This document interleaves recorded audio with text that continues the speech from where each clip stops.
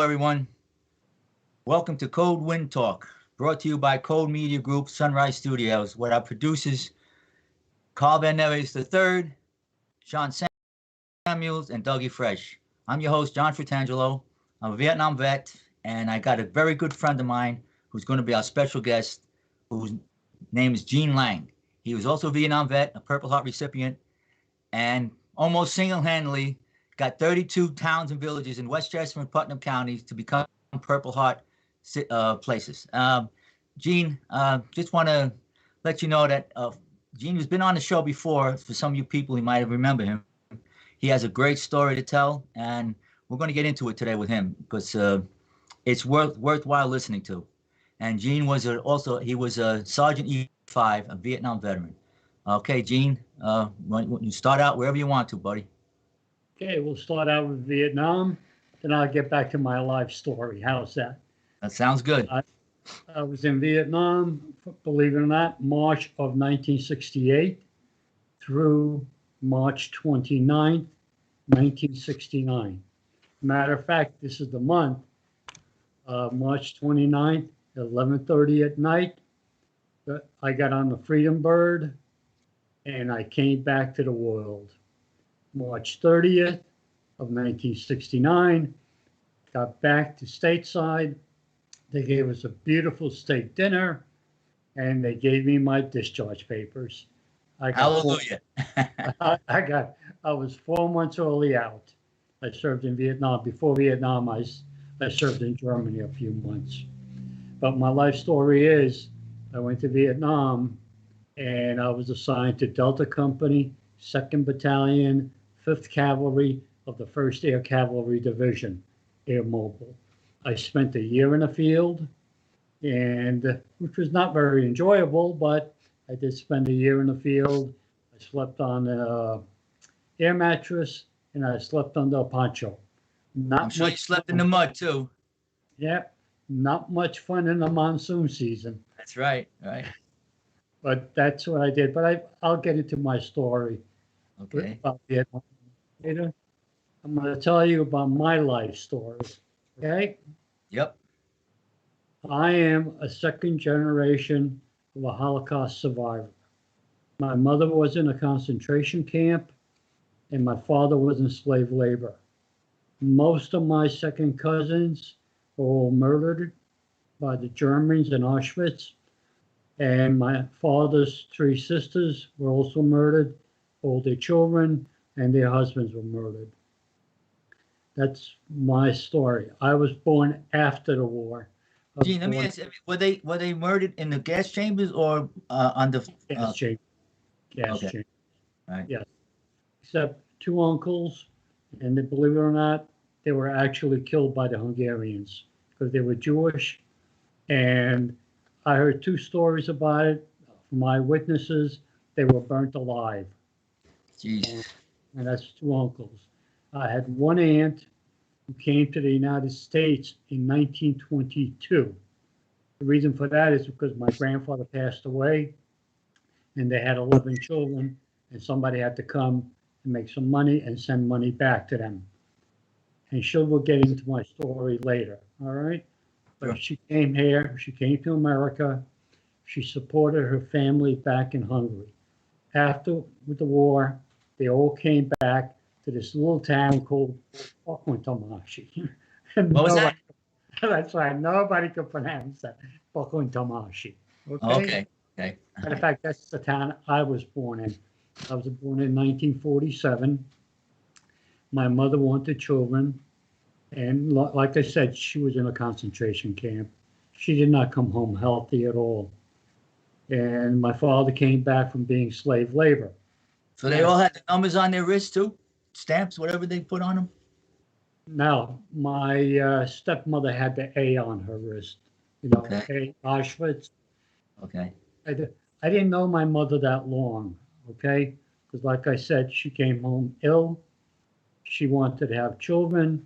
She had myself and my brother Steve, who is a year and 16 months younger than I am. But she was always ill. I never forget it for as long as I live. She didn't live long. By the time I was 6 years old, she passed away. Um, I never forget it because we went to visit my father's brother, and he's now with his second wife and his second children because his first wife was also murdered. Jesus. And we went to Budapest. We went there, we used to stay there, to enjoy the family. And one morning, my brother and I, we slept on either side of her. And one morning, we tried to wake her up, and she was dead. She passed away. So, the funeral was in Budapest. Believe it or not, I did not see her grave until about 10 years ago when Enid and I, she's my wife, we went back to Budapest, and my cousins were there, and they took me to the gravesite. And that's the first time I saw my mother's grave. Wow. That's when she passed away in 1953. And when she died, you were only 6? 6 years old. All right, okay. And your brother was like 7.5 almost, right? Yeah. Well, my brother was younger than I was. Oh, younger. Okay, so he's 5.5. Right. Yeah, Five. he's 5.5. Right. Okay. Sorry. So, needless to say, we went back to the town that we lived in at that time. It was a town called Győr, Győr, and my father had to hire nannies, to take care of us. Right. There was nobody else, and they took care of us and everything else. A lot of them quit because my brother had a little habit, even though he was only young. And keep in mind, in Europe, the girls did not wear bras or anything. So if they bent down, my brother gave them a little squeeze. I'll drink to that. And they quit. So my father had to hire another nanny.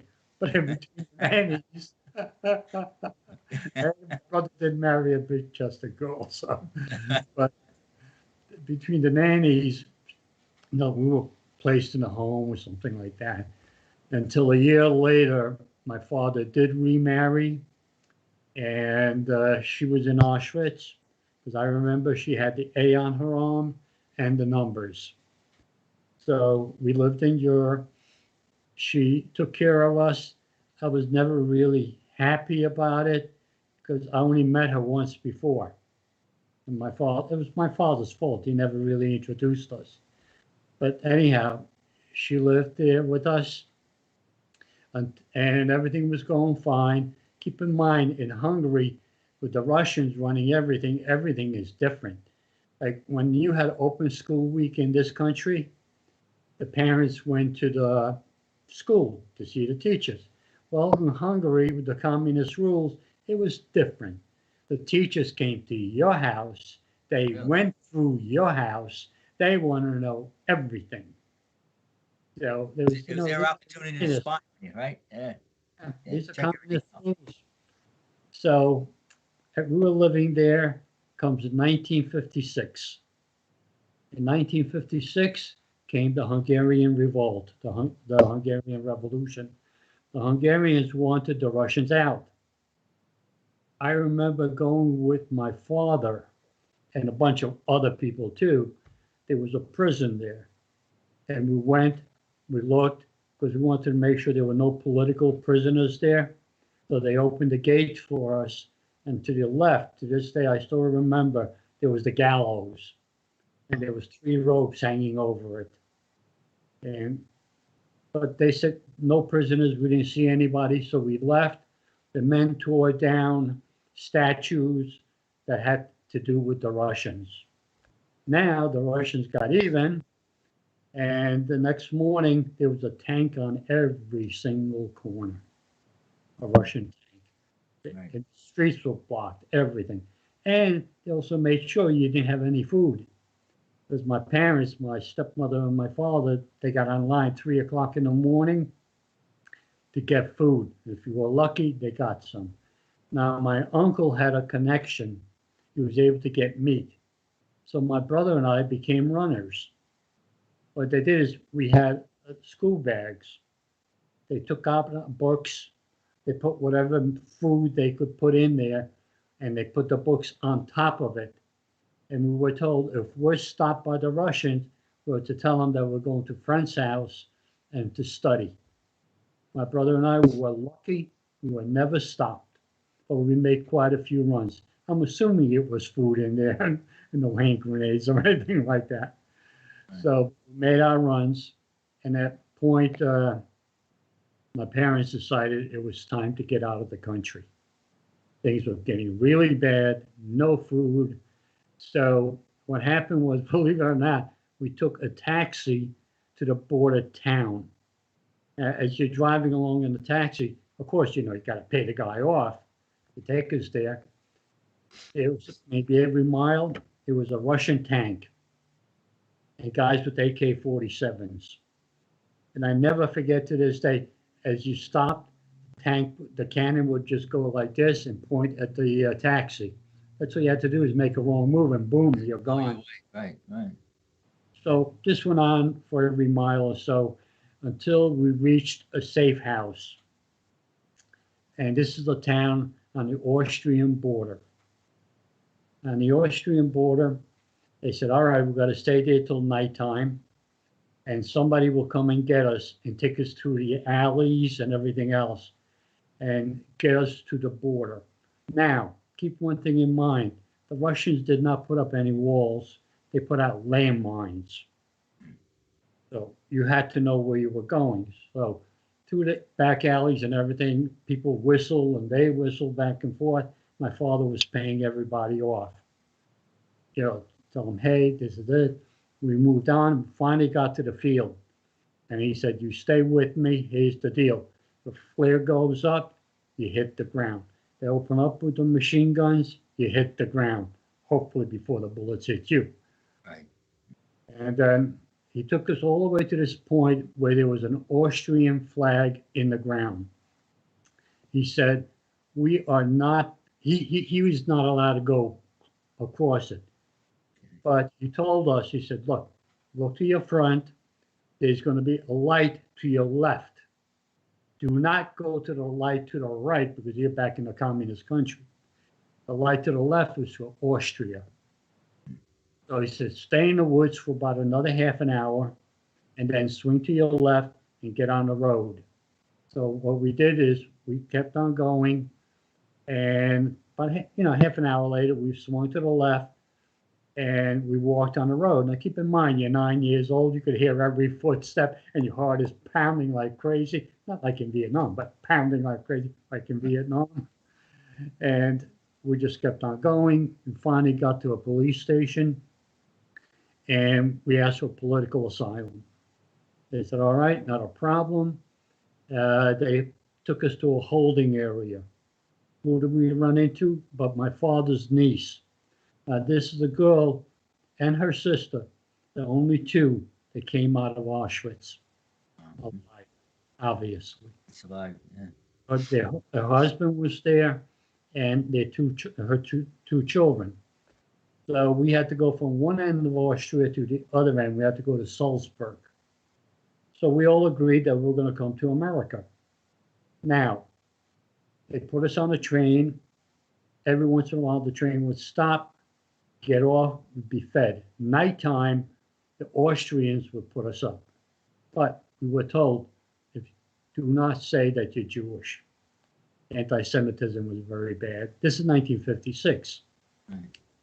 So we just kept on going until, believe it or not, we reached the Army barracks. I guess U.S. Army put up barracks after the war. That's the first time I ever seen a U.S. on a flag, like we had it in basic training or whatever. Yeah, that's the first time. So who do we run into? But my cousin's sister, her husband. Like I said, the two of them got out of Auschwitz alive. So they said, they're going to Canada. I said, well, we're going to America. And at that time, there was a year's wait to come to America. But my father said, I have a sister in America. Remember I mentioned the woman, his sister who came here in 1922? Right. I said, all right, we'll check with her. But she has to take full responsibility of you. You cannot be, the government will not be responsible for you. Next thing I know, 2 weeks later, they're banging on the door. You're getting on a plane, you're going to America. Now, was your father and stepmother with you at this time? Yeah, They were with you, right? yeah. Okay, We all okay. traveled together. I might have missed that. All right, good. Right. No, we traveled together, 4 of us, and my father's one niece until we got to the other one, and then we all got together. Right. They decided to go to Canada. They had to wait a year to go to Canada. But with us, because my father had a sister, and she said, not a problem, they'll be taken care of. So we get on the plane, we fly into Camp Kilmer in New Jersey. All right. Over there, we get our green cards and everything else. And they said, okay, you're going into New York. To me, what is New York? I'm 9 years old. Right. Put us on a bus. They took us into New York, someplace in Manhattan. I don't remember where. We're talking 1956. Right. And my father's sister was there, and they recognized each other immediately. Right. They said, okay, we're going up to our house. And they lived in the Bronx. Okay. So we said, we're going. Her son, Nick, is going to be staying with friends so we could stay in the room that he stayed in. So the 4 of us stayed in that room. And we, she took care of us. We were not a burden to this country. Nobody gave us any money. My father and his brother-in-law decided they were going to see Mayor Robert Wagner. Okay. He's looking for a job. He's a Hungarian looking for a job. I want a job. He goes down with his brother-in-law, and obviously he meets Mayor Wagner. But there's a gentleman there, also a Hungarian. He owned a business. What is he looking for? A Hungarian. Hey, no kidding, really. No kidding. They were in the paprika, spice business. They Right. imported things from Hungary. He hired my father. Next day, my father is in the Daily News with my stepmother and the mayor and everybody else. Hungarian gets a job. Right. Okay. Now they have to get my brother and I into school. Those days, there were no ESL teachers. There was nothing. They didn't know what to do with us.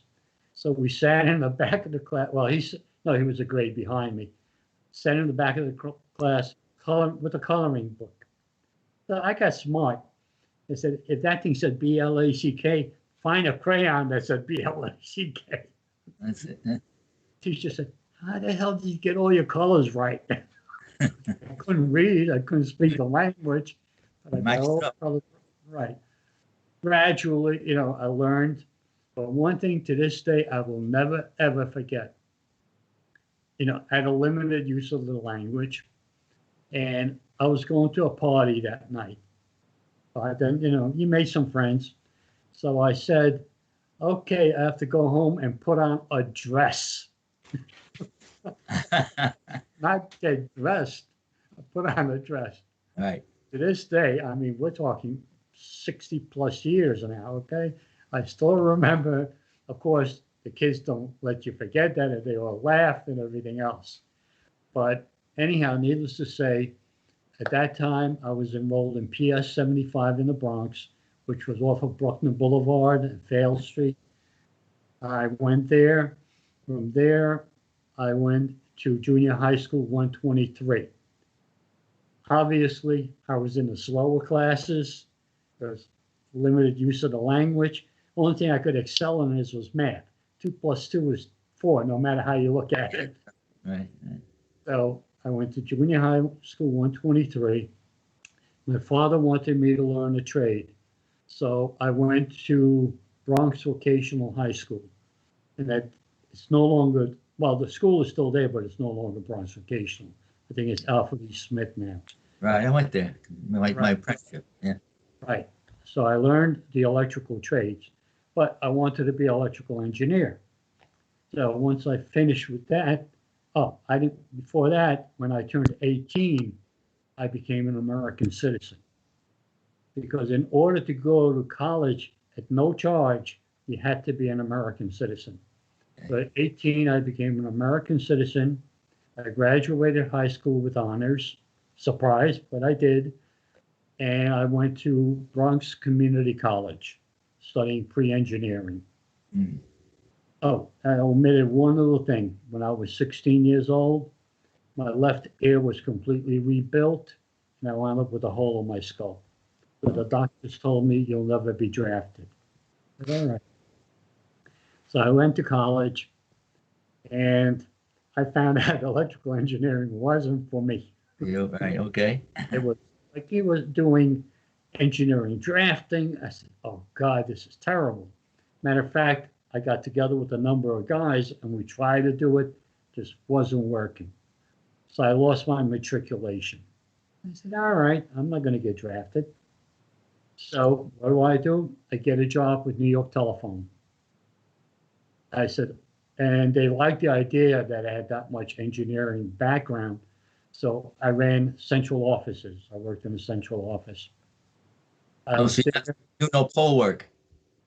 Nah, You didn't have to do no poll. Okay. All right. Okay. I mean, the central office that I worked in was put in 1922. All right. Okay. So I worked there. They sent me to school 2 months. Get out of school a week later. Draft board pulls me downtown to Whitehall Street. Mm-hmm. And because I was down there before, I had medical records this thick. I get down there, my medical records are like Yeah, this. they're really good at that. Oh, Yeah. yes, they were very good at that. So needless to say, I said, where's my medical record? Oh, there's nothing wrong with you. I said, wait a minute, look in the ear, because I got a cavity like this in there. No, we're not going to look in the ear. A week later, I'm in Fort Jackson, South Carolina. Yeah. August, Home away. Yeah. you were there. You I were was there. there. Yep. Yeah, at the same time, but we were both there. Yep. I was August 2nd, 1967. I was drafted. Okay. Needless to say, I had an issue. I couldn't eat the food. I'm no kidding. Okay, I couldn't eat the food. So what happened? Okay. I went down to 100 pounds. I'm 5'8", 100 pounds. You don't think that slowed me down a little bit? Sure. Yeah. It slowed me down. But I went through basic training. From basic training, I went to Fort Dix, New Jersey. Fort Dix, New Jersey, I was trained on the 81 millimeter mortar, Colt 45 pistol, M79 grenade launcher, machine guns and everything. I was going to be in a weapons platoon. I said, all right, not a problem. I met this buddy of mine, which I didn't know, James Hicks. Okay. He and I became good friends, not a problem. We both went through AIT together. How was the food over there in AIT? Was it different? I put on a little food. I put on a little weight. I went Okay. up to 115 pounds. All right. Because I had my savior was Milky Ways. I had every pocket full of Milky Ways because I couldn't eat the food either. Oh my God, it was, I mean, I just couldn't. It was, I tell you what, it was better than sea rations. But needless to say, we graduated with the 81 and everything else. Where we sent, because really we were trained to fight the Russians or fight the North Koreans. So we're sent to Germany. Mm. Germany, we were put in with 2 other guys in SS barracks. What do? I had an issue because I was Jewish and they were very anti-Semitic. I said, all right, Never easy, right? yeah, I mean, these were Americans. All right. That's I know. So, but because my buddy, James Hicks, he came from the hills of Virginia, and these guys came from the hills of North Carolina, and sort of told them, leave them alone, Right. Good. Yeah. which was good. Right. And then in the beginning of March, what do? You know, it comes the Tet Offensive and everything else, the 68. We get our orders, 6 and I, we get our orders. And anybody that had over a year left got our orders to go to Vietnam. So, Okay. okay, what do? I get a phone call from my brother. Says, hey, we got to get together. Guess what? I'm in Germany. He enlisted. Oh, he did? Wow. Wow. He Okay. enlisted. He was clerical. He was not the guy to mess with. I could tell you that right now. Huh? Huh? Because he was the guy who wrote all the orders. He said if he would have been there a month earlier, I would have never been in Vietnam. He would have transferred me from that division to his division, and I would have been lost. But Right. anyhow, I said, okay, I'm going to Vietnam. I have never seen an M16, been trained on everything else, but never Right. seen an M16. So I got a 2-week leave, went home to the Bronx. My father was shocked to see me. And I said, no, I'm home for 2 weeks. I'm leaving for Vietnam. I said, okay. Spent my 2 weeks at home, saw my family and everything got else, said my goodbyes. From there, we went to Seattle, Washington. Fort Lewis. Yeah, that was Fort Lewis. And that's where we were trained on the M16. You know, Oh, you had some train. I never had any train on the M16. no, nothing. That's why I'll tell you, the government doesn't make any sense to me. No, I mean, really, we were training on M14s, and I had the 106. I was training on the 106 recoilless. All right, they weren't using them in Vietnam. We spent the whole AIT training on 106. Okay? right. Never held an M16 in my hand during training. Never. We did Okay? not. No. You figure this government out. All right. Right. Go ahead. So I'm sorry. I did. Go ahead. Yeah. So what they did is they showed us how to break it down, how to put it together, and they gave us 2 magazines.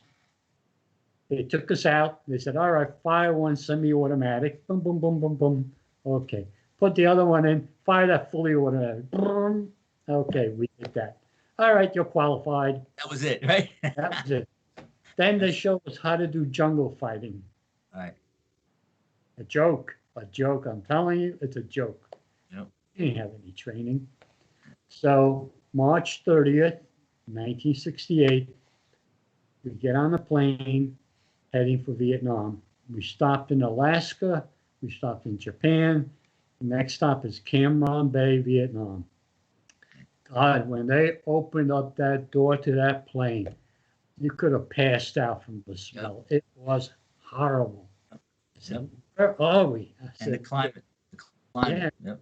oh God, the difference, 100% humidity, 120 degree temperature. You know that, Yep. Especially coming off an air-conditioned airplane. You know. right? Yep. Oh, Yep. it was horrible. Yep. So Hicks and I, we get off and we're waiting for our orders. And then we run into some other guys that were with us in Germany. I really didn't know them well. So where do we get our orders from? First Air Cav. I said, okay, you got to go up to Anke, Okay. Okay. Right. and you have to learn how to rappel out of a helicopter because the first Air Cav was all helicopters. We used to make combat assault out of helicopters. I said, do you want me to go up there and jump off that tower? It's amazing, right? I tell you what, the hardest part was walking up that rope ladder. Yeah. Yeah. When we repelled, it wasn't bad at all. Right. Right. We did that. They issued us our weapons and everything else. And they said, all right, you guys are going up north. Because that time, Operation Pegasus was going on. We're going to help out the Marines. Right.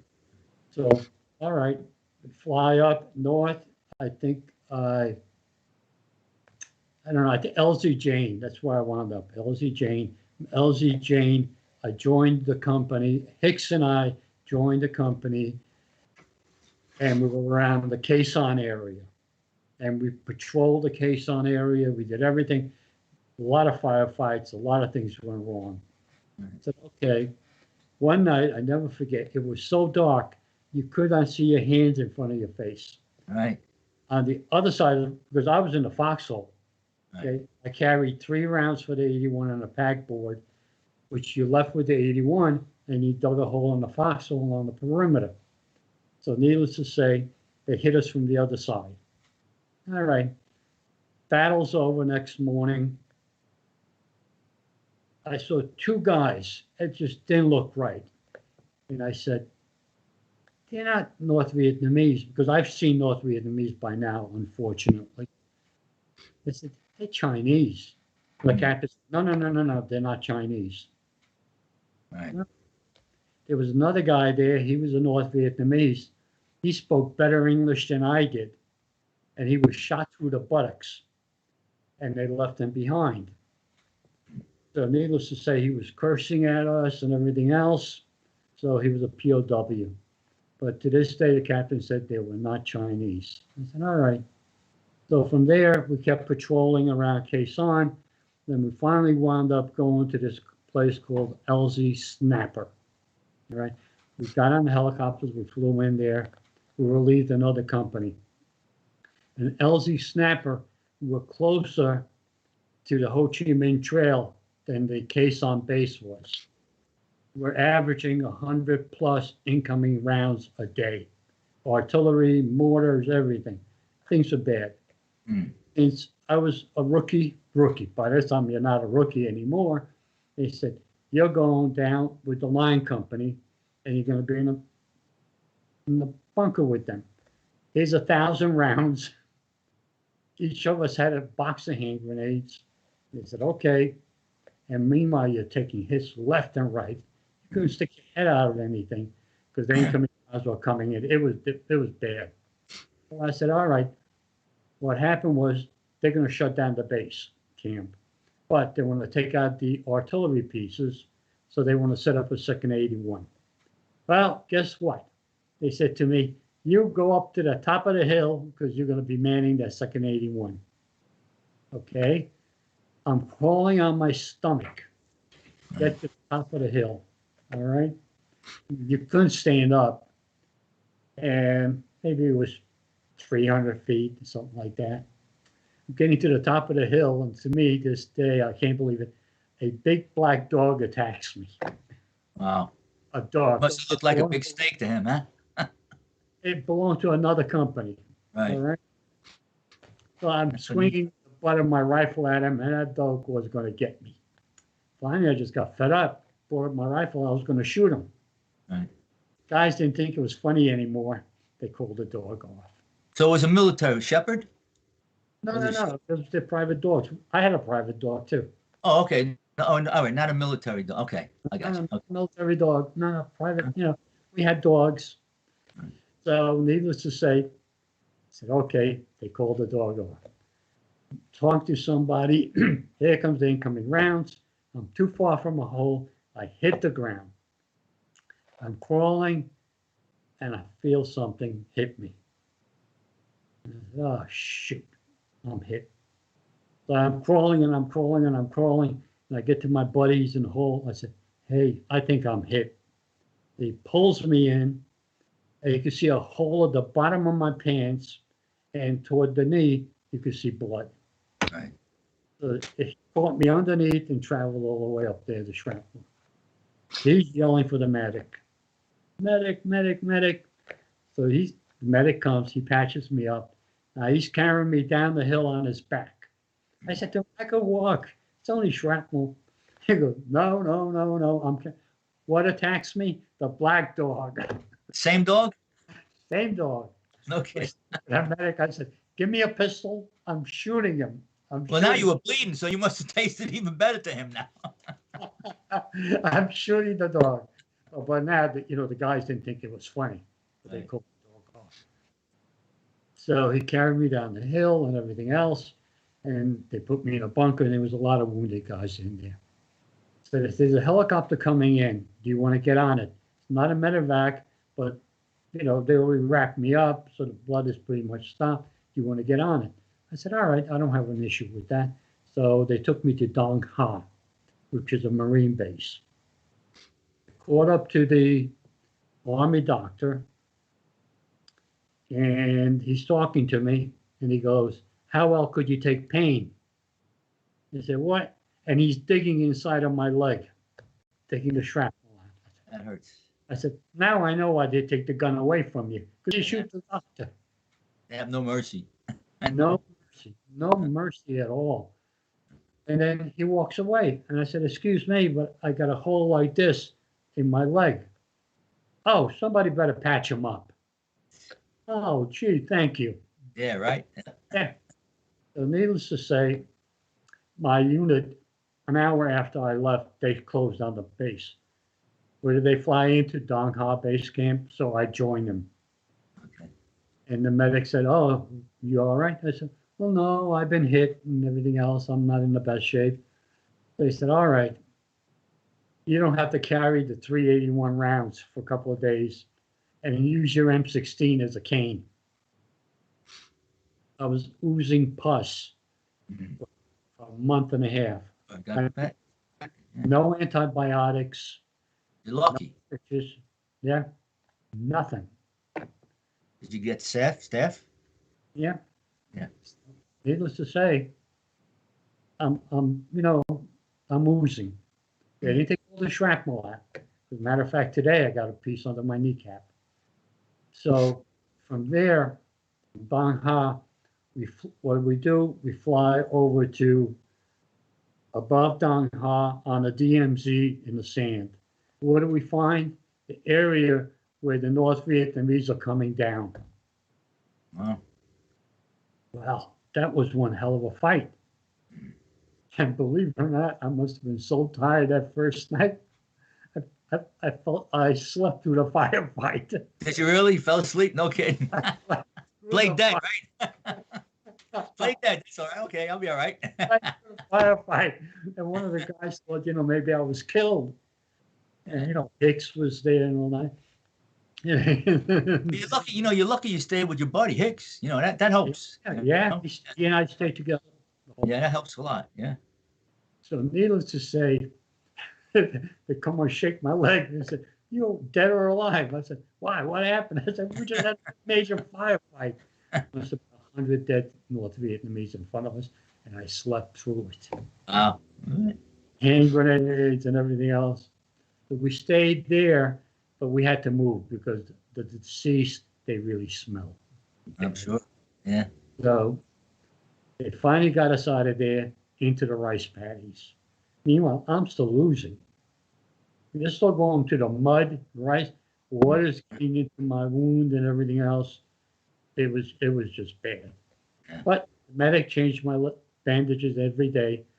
Then he finally said to me, "I got to shave your leg because the gauze was falling down." I said, "You're not shaving my leg." He You goes, mean okay. All right. Take the hair off your leg. In other words, that yeah, kind of shit. Yeah. yeah. Yeah. Right. But like that, he could tape it. I Right. said, "You're not shaving my leg." So he said, "Are you sure?" I said, "I am sure you're not shaving my leg." So we kept on going. Well, the captain decided to send one squad from the mortar platoon out on an ambush. Okay? Mortar platoon has never, ever sent a squad out on an ambush. It was 9 of us.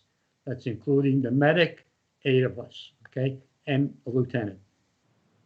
We go out on an ambush. Oh, and before we go out, we didn't have a machine gun, okay? That's what I was just going to say. What use is a mortar on an ambush patrol? The mortar stayed there, only 9 of us, okay? So what we did was we borrowed an M60 machine gun. Mm-hmm. Okay? We got a couple of thousand rounds. The captain found out, he made us give it back. Wow. No machine gun. All right. We go on in the ambush. We all fix bayonets. And the guys are saying either there's going to be 9 heroes out there or there's going to be 9 dead men. Right. Right. Well, what do you expect you to do? Take the mortar tube and hold it like this and shoot at somebody? Huh? The mortar two was left behind with the other guys. Don't forget, you had the mortar platoon. Only 9 of us. Right. So the mortar was, and we told them, make sure you guys are set up in that direction. So we go out. 3 guys this way, 3 guys that way. Hicks and I, we got the back. All right. We found the mound. We're laying on the mound, and the medic is with us. The medic kept going. I smell him coming. I smell him coming. I smell him coming. I said, "We don't know what the hell you're doing. I don't know. We don't smell him." But 20 feet in front of us was elephant grass. So Hicks and I going, "What should we do?" Should we open up? Should we not open up? Should we throw hand grenades? I said, you know what? If we do that, we're going to give our position away. Exactly. Right. Right. So what we did was we took our M16, fully automatic, hand grenades laid out, ready to go. No matter what, we're ready. Nothing happened. The next morning, the smell that medic was smelling, now we're picking it up. What we're doing is we're laying on a dead body. Wow. Locals must have thrown some dirt over it, and after a while, this odor from the dead body came up. Right. So Right. all night long, we're laying on a dead body. Mm. So needless to say, we walked back to the rest of the company, and we moved out. I carried my 3 rounds. I'm still losing from the leg, and we kept on going. Eventually, we just before we moved into the mountains, okay, on the Laotian border, I became the gunner on 81. Mm-hmm. I said, okay. I switched my M16 to the other gunner. I gave it to him because he became the squad leader. And I took his 45. I carried his 45 and 3 rounds of hand grenades and 1 smoke grenade. Mm. And into the mountains we went. Well, that wasn't very pleasant either, because when you get to the top of the mountain, guess what you got to do? You got to cut down the trees. All right. Able to get a helicopter in there with food and whatever. For medic zone. Okay. There. Mm-hmm. So needless to say, we're up there.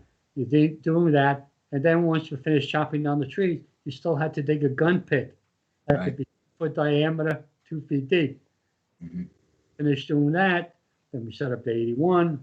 We settled the base plate, and that's what we did. And they flew food out to us. If we were lucky enough water, no bathing. What? No bathing. We didn't bathe. Okay. Okay. No, no. Only the rain. Yeah, sure. I know. So, yeah, so anyhow, we were in the mountains, and they always brought us extra ammo, HE, white phosphorus, and illumination. So we might stay in that mountain area for a day or two, then we move out, we climb down, and we go up the next mountain, then you do the same old thing. And this went on. If we were lucky, all right, every 3rd week, we would go back to a fire base. It was called LZ Mooney. Mm-hmm. Back there, and you still had patrols, you still had ambushes. Only thing is, I did not have to go on an ambush because I carried a 40. Oh, okay. Right. And the other guys from the company, I mean from our platoon, they had to be on a perimeter. We always had a perimeter. And that perimeter, we had a 50 caliber machine gun. So Okay. there, I was with the gun all the time.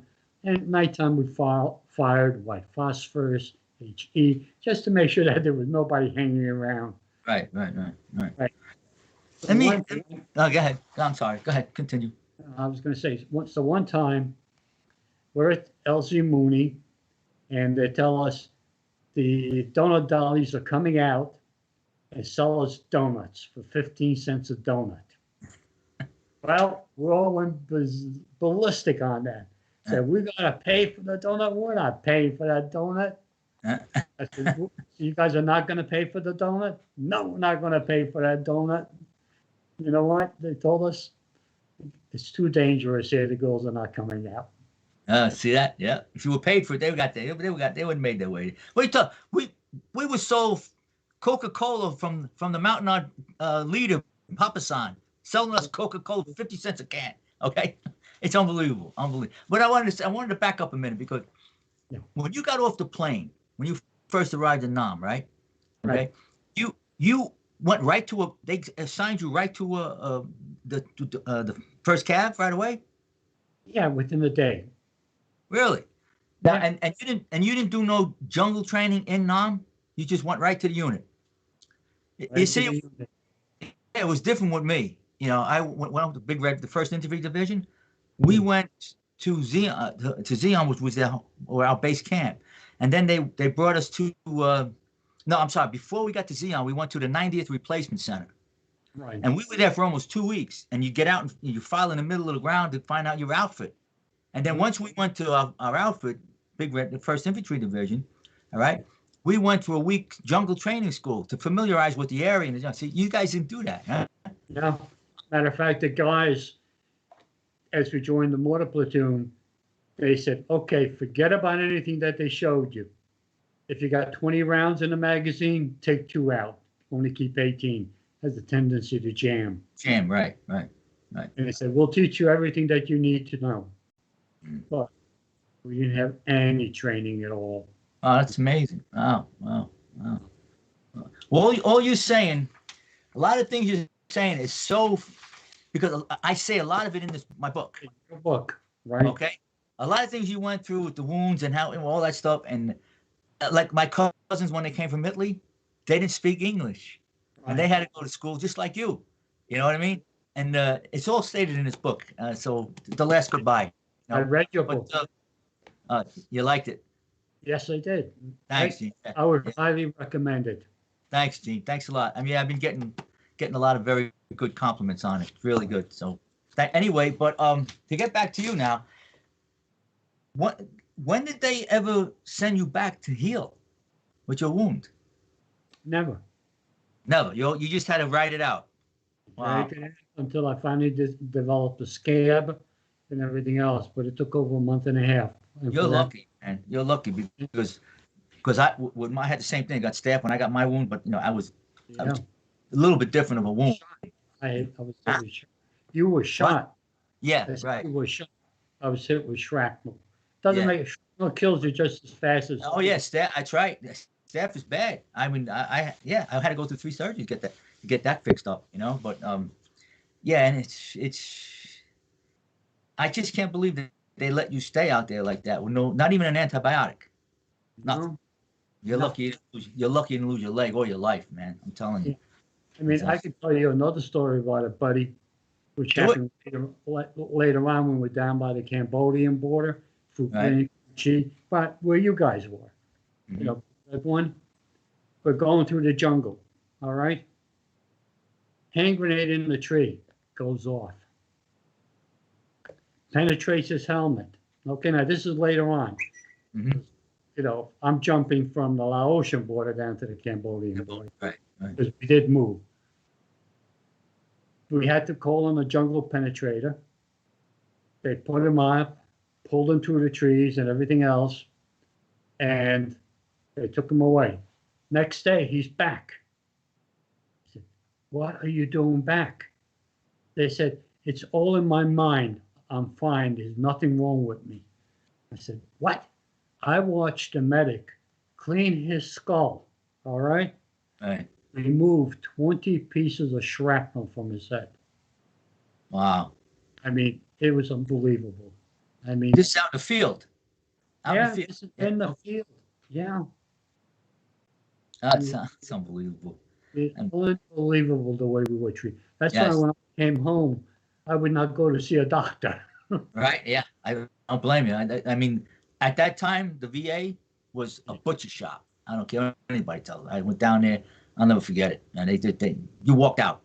You'd rather walk out and sit there. First of all, you had to stay there all day just to get to see a doctor. And when you see him, he was like 90 years old, didn't even know what his left from his right. You know what I mean? Nah, they were horrible. They really were. Yeah, it took a long time for this girl, and there's a story there too, to talk me into going to see a doctor. Now, keep in mind, I'm pretty much jumping coming home, okay? Otherwise, I could be talking all day long about Vietnam, all right? Mm-hmm. So, March 29th, 11:30 p.m., the Freedom Bird takes off from Cam Ranh Bay. We are heading back to the world. The world, right? Yeah. Told about the steak sandwich and everything else. I come home. Next day, I was discharged. Come home. I found some of my friends. There were my friends, allegedly. Mm-hmm. They disappeared to Canada. Now, I'm the guy who was not born in this country. Right, These right. guys born in the country disappeared to Canada. Right, right. One buddy, he did enlist in the Air Force. He did his time. He didn't go to Vietnam, but I don't care. He did his time. Right. And another buddy, he enlisted in the Navy to be a medic. Turns out he finds out that the Navy supplies the Marines with the medics. He Right. slugs an officer. Dishonorable discharge. What did he do to an officer? Slugged him, hit him. Oh, he hit him? Okay. All right. Okay. Dishonorable discharge. Really? They gave him a dishonorable discharge? Really? Dishonorable discharge. And another guy I knew, his parents kept him in college, got his PhD and everything else, so he would not get drafted. So I went to see him. He got married while I was gone, and his wife would leave the room. And I said, well, what did I do? Why did she leave the room? She said, you're a baby killer. Oh my God. Oh, here we go. Okay. Yeah, there we go. I said, all right, there goes a friend right there. Right. Right. And my other friend who came back later on from the Air Force, his wife told me, you are not to say anything about Vietnam. All right. And then when I first came back, I'll never forget, I was introduced to a very nice Italian girl. Really nice girl. Now, I was in heavy combat before I left. Like I said, I omitted that part. But I was in heavy combat, and things were not going well. So a couple of weeks, I'm home. Well, a couple of weeks, I meet her. I'm still back in combat. Oh, sure. Yeah. And her whole family was there. They invited me for dinner and everything else. 1969, the car backfires in the street. I jump up and I grab a knife from the table. I Right. never saw that girl again. Oh, wow. Wow. That, well, they call that PTSD now, but they used to call that shell shock. Remember years ago? Yeah. Yep. No, So we don't. Okay. Just wanted to see. All right. Yeah, I guess we're still on. I'm looking at Sean. Yeah, continue. all right, so I went on, and then we moved into another part of the Bronx. A number of years later, 1971. Okay, there was these two girls that lived across the hall from me, called Diane and Ronnie, Hmm. and I became friends with one of them. I dated, the other one I did not. Matter of fact, Diane and we've been friends now for 50 years. Okay, they said to me, would you like to try skiing? I said, I'll try anything just to get away. Mm. Well, they took me up to Mount Snow in the wintertime. This is 1971. And nobody up there knew I was a veteran. Right. Nobody knew I was a veteran. Most veterans never spoke about it. Oh, Yeah. I kept it quiet and everything else. So it was beautiful. I was there for years and, everything else. Matter of fact, I met Enid up there, my wife. Right. Right. Years Right. later. I mean, this is 1971. I met her in 77. Okay. But in the meanwhile, I had a good time up there and everything else. 1990, I'm jumping a bit. Okay. Yeah. 1990, I decided, I was wounded. I never got my Purple Heart. Yeah. Right. So I went to different representatives, and they didn't really bother. So who gets involved? General Singer. He heard about me. He said, what guy will fight 20 years to get his Purple Heart? That's crazy. Yeah. And the Journal News gets involved. This is 2010. Okay, they get involved. I said, all right. Next thing I know, my face is on the front page of the Journal News. Front page, and my friends are looking at me. I said, you're a veteran? And you're fighting for a Purple Heart? We didn't know. Right. So this is going on. We're not having much luck. Journal News goes to Senator Schumer's staff with 36 pages of documentation, eyewitnesses, and also the Brigadier General was also an attorney. So he wrote everything correctly. All right. Previous people never told me the paperwork wasn't correct. He did depositions, he did everything. So the Journal News went to Schumer. He said, this guy got 36 pages of documentation. So they said, all right, we'll see what we could do. By the time they finished, they had 100 pages of documentation on me. I mean, they found information unbelievable. I didn't even know certain things were done that way. they said, all right, now, next thing I know, CBS News is calling me. You know, Lou Young from CBS News, he's retired from there. Mhm. Said, I'm coming to your house to interview you. Serena goes, but we can't. The house is a mess. He goes, I'm coming to your house. Okay. He did a long story on me. It's, Right. you know, he got me to cry and everything because he brought up things that, you know, I tried to bury. All right. Let me ask you. I don't want to cut you short. I think we're running out of time, but I wanted to ask you one question. Yeah. You finally got your Purple Heart. I know that's great, but I wanted to ask you one question. How long were you back stateside that you stopped feeling that shell shock? Let's put it that way. You You know, never stop you have feeling backfire PTSD. car, whatever. Huh? You never stop with the PTSD. That No, I'm stays with talking about like you've heard that bang and you jumped up with a knife and uh, how that kind of a yeah, reaction I'm talking about. still to it today. I went to one of these shows over here, and somebody discharged a blank. Right? Okay, rifle. I went for my hip. Did you really? Still Yeah, to I this went day? for my hip. Wow. Okay. Yeah. Yeah. Sean, do we still have? Are we ready to close out? Okay. Okay. We got to cut it, Gene. Gene, want to thank you so much for you. It's a great, interesting story, man, and I'm glad you're okay and everything worked out for you. And I really appreciate you coming on. And Yeah. I guess, Thank you. and I'd like Thank to you thank for you. inviting me back Oh again. yeah, anytime. Yeah, sure. It was great. I'd like to thank Sean Samuel, Dougie Fresh, and naturally Calvin Nevius III. And just want to thank God for letting us be on this show and for taking care of all of us. And may He stay with us every day for everybody, and help them with for those people who lost or are dealing with this COVID-19 that's really putting a hurt on all of us. God bless everyone. And I'd just like to sign on John Fratangelo, the author of The Last Goodbye. And you can go on Amazon or go on lastgoodbye-book.com and you can get all the information. All right, so we're going to sign off now, and I appreciate everybody listening in, and hopefully we'll see you next week. Thank you, Sean.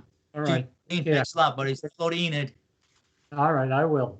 All right. God bless. God bless. Bye. God bless. Bye. Bye.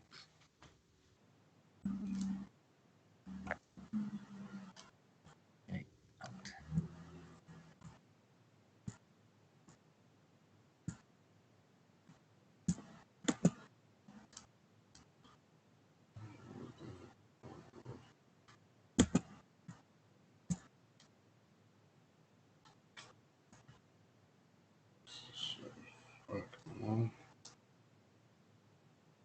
As soon as I need my phone to cut these niggas off, this shit will not turn on. Oh, yeah.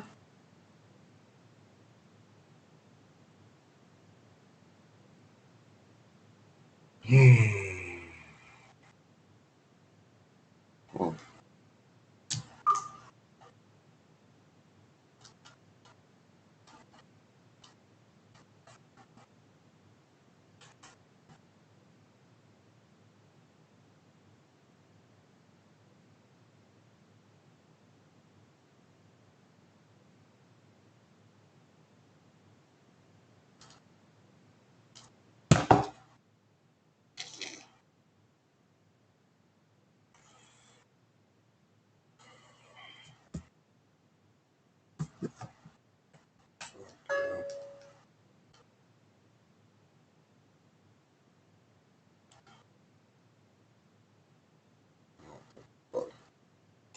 I need you to do me a favor, please.